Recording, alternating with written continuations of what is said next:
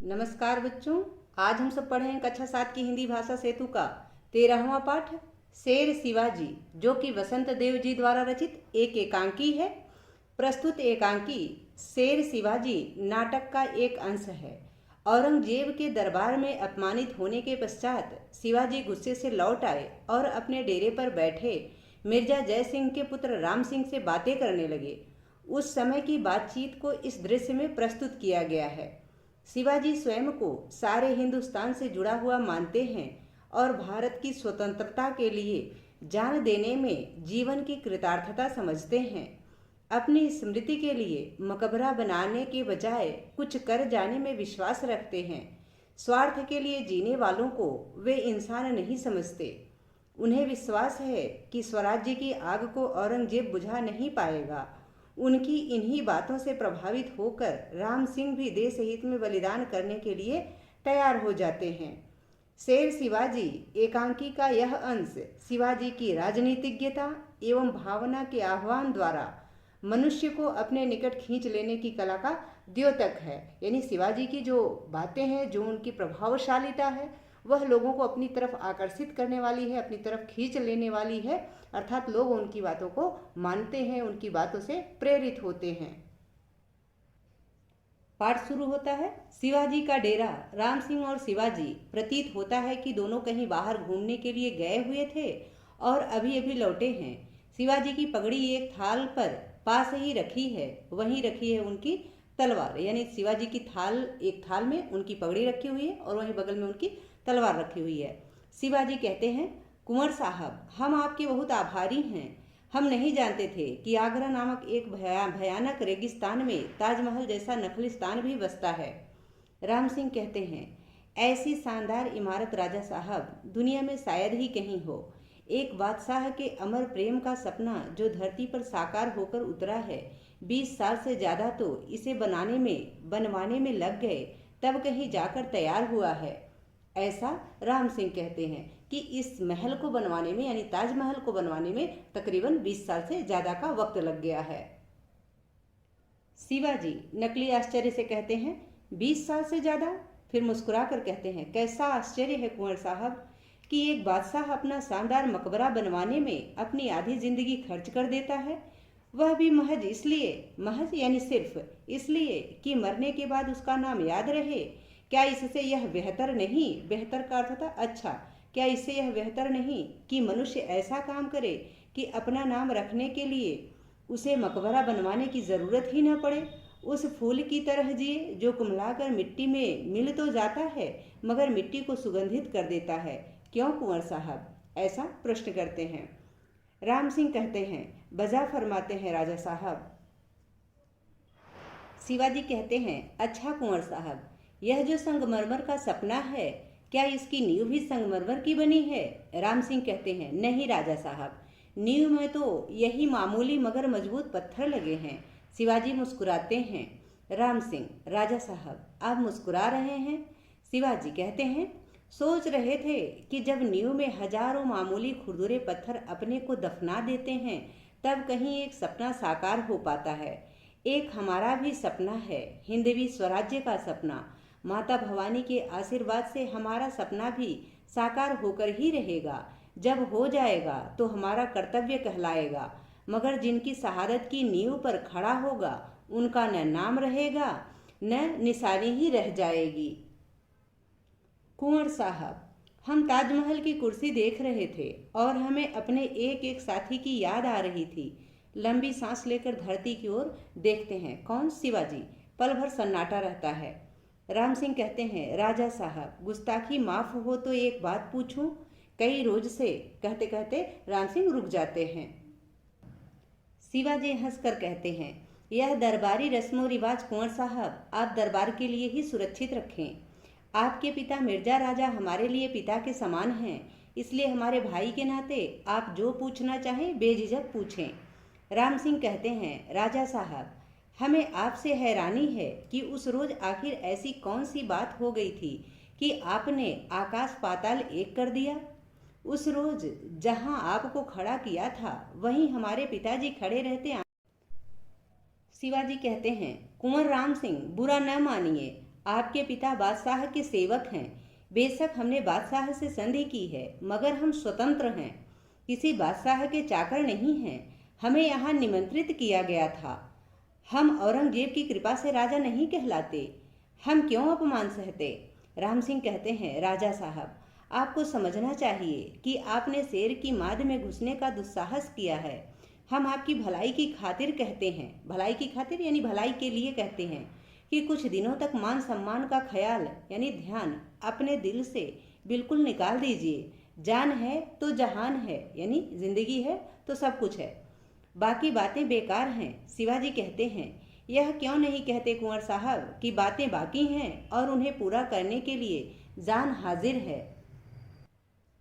अगर इस बाकी को देखने समझने से इनकार कर दें तो जहान में चींटी इतनी जान बचाकर ही क्या कर लेंगे। राम सिंह कहते हैं, हमारी बात पर गौर कीजिए राजा साहब, यह वह मौका नहीं है कि। शिवाजी हंसकर कहते हैं, जान और जहान फिर मौका। कुंवर साहब, मौका मिलता नहीं, साधना होता है। मौका मिलने की राह देखना कुछ न करने का बड़ा खूबसूरत बहाना है। फिर रुक कर आगे शिवाजी कहते हैं, आपके बादशाह हमें चींटी की जिंदगी का मौका दे रहे हैं, वह हमें नहीं, हम अपने जीवन का स्वयं निर्णय करना चाहते हैं। वह हमारा अधिकार है, हमारी तरफ हर इंसान का अधिकार है। अर्थात शिवाजी के कहने का मतलब यही है कि हर इंसान का यह अधिकार है कि वह अपने जीवन का निर्णय स्वयं करे, वह जैसे चाहता है वैसे अपनी जिंदगी को जिए। राम सिंह उपहास से हंसकर कहते हैं, राजा साहब, आप ज़्यादा से ज़्यादा अपना अधिकार तय कीजिए, अपना राज देखिए। आप अपने लिए सारे हिंदुस्तान की रहनुमाई का दम क्यों भरते हैं, यानी अपने लिए आप सारे हिंदुस्तान के भले की बात क्यों करते हैं। शिवाजी कहते हैं, इसलिए कि हम सारे हिंदुस्तान से अपने को जुड़ा हुआ पाते हैं। कुंवर साहब, हमारा इतिहास हमें जोड़ता है, हमारा धर्म हमें जोड़ता है, हमारा भाग्य हमें जोड़ता है, हमारा भविष्य हमें जोड़ता है।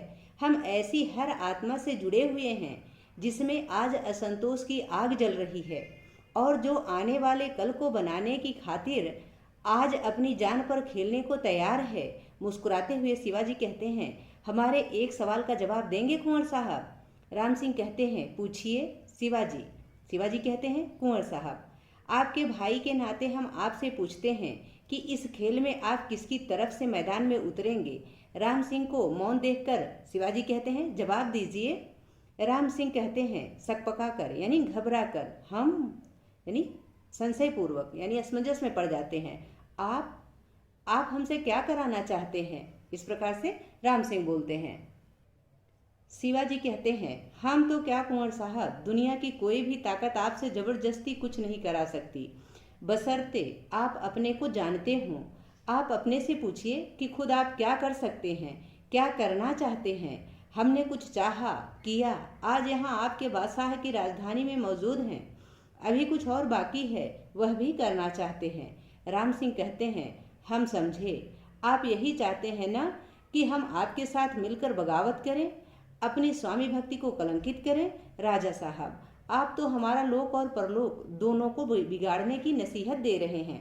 यानी कुंवर साहब कहते हैं कि राजा साहब, आप तो हमारे इस लोक में जहाँ हम रहते हैं यहाँ और परलोक यानी परमात्मा के पास दोनों को बिगाड़ने की सलाह दे रहे हैं। नसीहत का अर्थ होता है सलाह।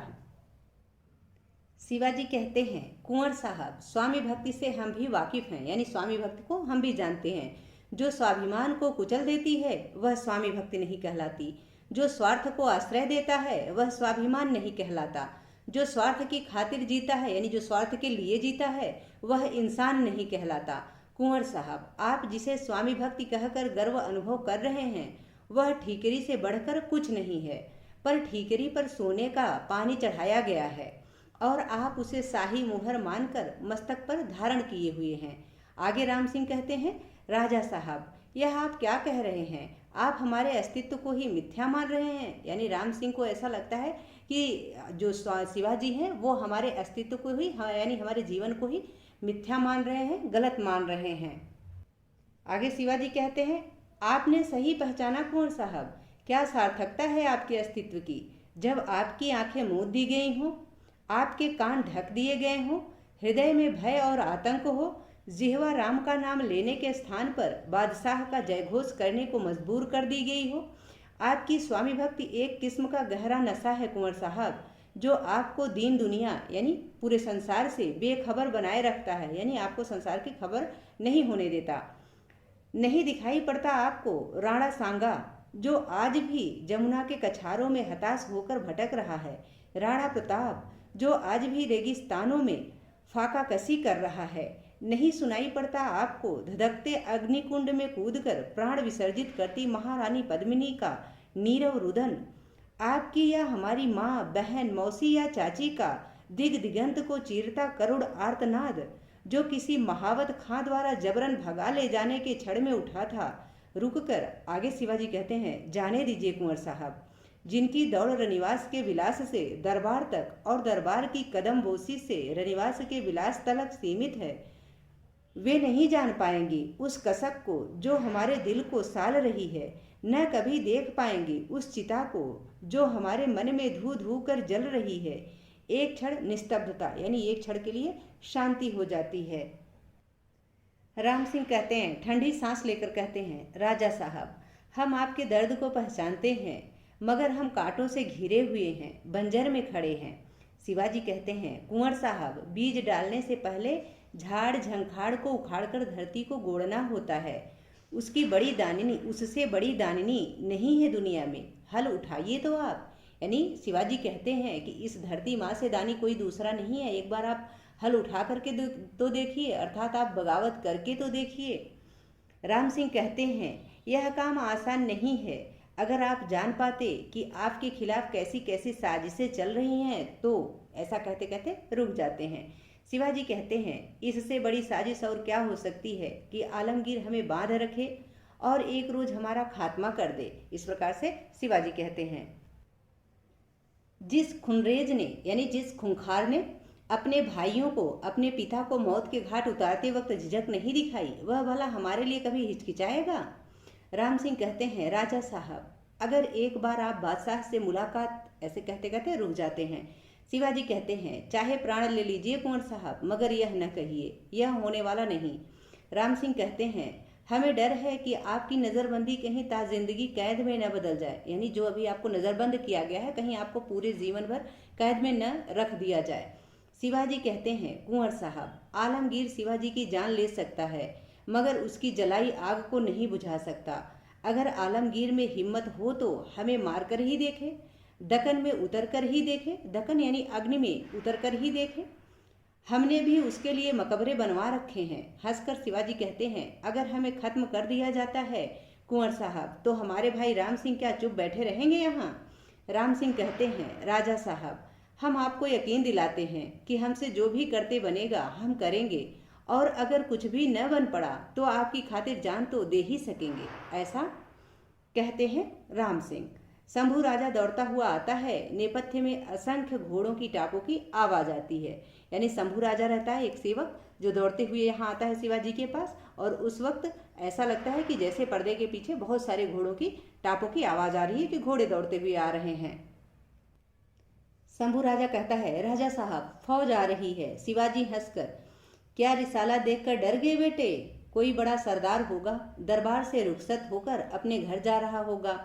राम सिंह से रहा नहीं जाता। वह उठकर बाहर जाकर देखना चाहता है कि क्या बात है। मदारी जो दौड़कर आ रहा था उससे टकरा जाता है। यानी एक मदारी जो दौड़कर इनके पास आ रहा था वह राम सिंह से टकरा जाता है। मदारी दूर से ही, महाराज, दगा, धोखा। नजदीक आकर कहता है, सत्यानाश हो गया महाराज, शाही फौजों ने हमको घेर लिया है महाराज। राम सिंह कहते हैं, हमें एहसास नहीं था कि बात यहाँ तक बढ़ जाएगी। यानी राम सिंह कह रहे हैं कि हमने सोचा भी नहीं था कि बात इतनी बढ़ जाएगी। शिवाजी जो इस बीच खड़े हो गए हैं, पत्थर के बुत की तरह खड़े रह जाते हैं।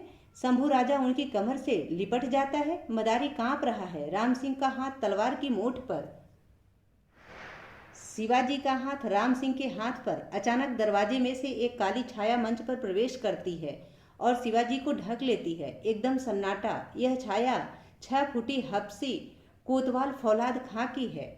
फौलाद खां कहता है, शिवाजी राजा, आलमगीर बादशाह के बंदे को फौलाद खां कहते हैं। वजीर जाफर खां साहब के हुक्म से हम आपको गिरफ्तार करते हैं। आपको बाहर जाने या किसी बाहरी शख्स से मुलाकात करने की इजाज़त नहीं है। बादशाही फौज के 5000 सिपाही नंगी शमशेर लेकर, यानी नंगी तलवार लेकर दिन रात बाहर पहरे पर तैनात हैं। आप अब हमारे कब्जे में हैं। शिवाजी कहते हैं अपने आप को संभाल कर।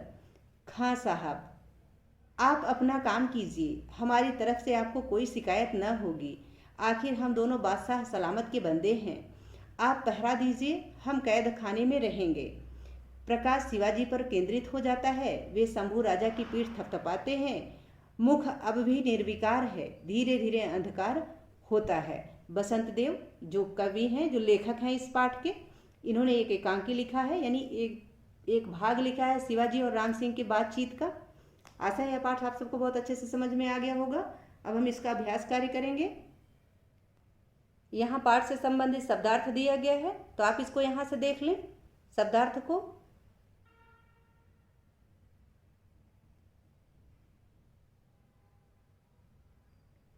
प्रश्न अभ्यास, बोध और विचार, बहुविकल्पी प्रश्न, सही विकल्प चुने।